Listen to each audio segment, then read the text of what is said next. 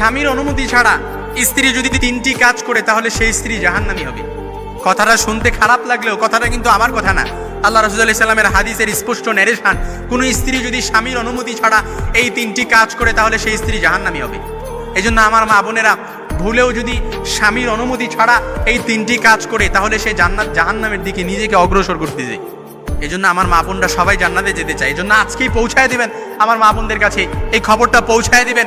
পারলে এই খবরগুলো সব মা বোনদের কাছে আপনারা পৌঁছায় দিবেন, কারণ আমরা কেউ চাই না আমাদের মা বোন, আমাদের স্ত্রীগুলো জাহান্নামে যাক, জাহান্নামের লাকড়ি হোক, আমরা এটা কেউ চাই না। এই জন্য 1 নাম্বার, স্বামীর অনুমতি ছাড়া স্ত্রী কখনো ঘর থেকে বের হতে পারবে না। ঘর থেকে কখনো স্বামীর অনুমতি ছাড়া কোনো স্ত্রী বের হতে পারবে না। 2 নাম্বার হচ্ছে, স্বামীর অনুমতি ছাড়া সে কি করতে পারবে না? স্বামীর অনুমতি ছাড়া কোনো স্ত্রী নফল রোজা, নফল নামাজ আদায় করতে পারবে না। কারণ স্ত্রীর সাথে সময় কাটালে, একজন স্বামী যদি স্ত্রীর সাথে সময় কাটায় কিংবা একজন স্ত্রী যদি একজন স্বামীর সাথে সময় কাটায়, তাহলে আল্লাহ তাআলা ওই সময়টার মধ্যেও সাদাকার সওয়াব দিয়ে পরিপূর্ণ করে দেয়।